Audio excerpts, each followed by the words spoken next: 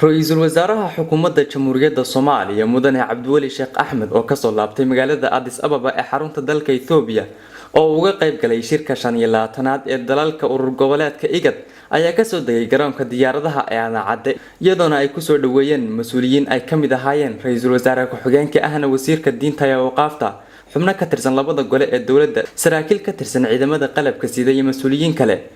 Mudane Cabdiweli Sheekh Axmed oo warbaahinta kula hadlay garoonka ayaa sheegay in shirkaasi looga hadlay arrimo badan oo ku saabsan xaaladda dalka isagoona xusay in sidoo kale shirkaasi la isku soo qaaday in gargaar bini'aadanimo la gaarsiiyo dadka ku dhaqan deegaanada lagala wareegay xarakada al-shabaab waxaan ka soo noqonay safar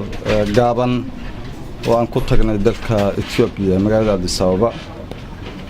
halkaas oo aan ka qayb galnay shirkii aan caadiga ahayn ay isugu yimaadeen dalalka IGAD todobada xubnood oo ka kooban yahay anagu aynu ka mid nahay shirka ajandihiisa weyn wuxuu ahaa colaadda ka socota dalka koonfurta Suudaan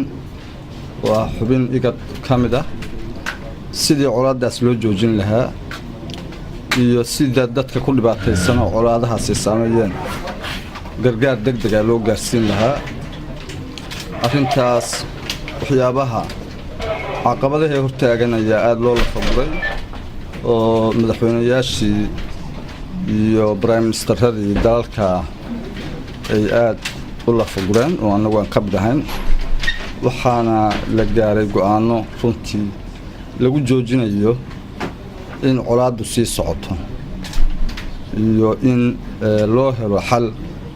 iyo wadooyin dadka lagu gaarsiiyo kaalmada degdeg ah oo u baahan yihiin sidaynu la soconno dhibaato badan ayaa dalkaas ka soo gaartay iyo dadka degan colaado siyaasad ku lug leh oo barihanba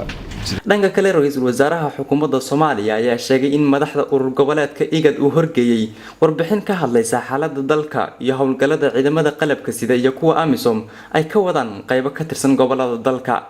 Maxamed Bile Gelle Somsa TV magaalada Muqdisho.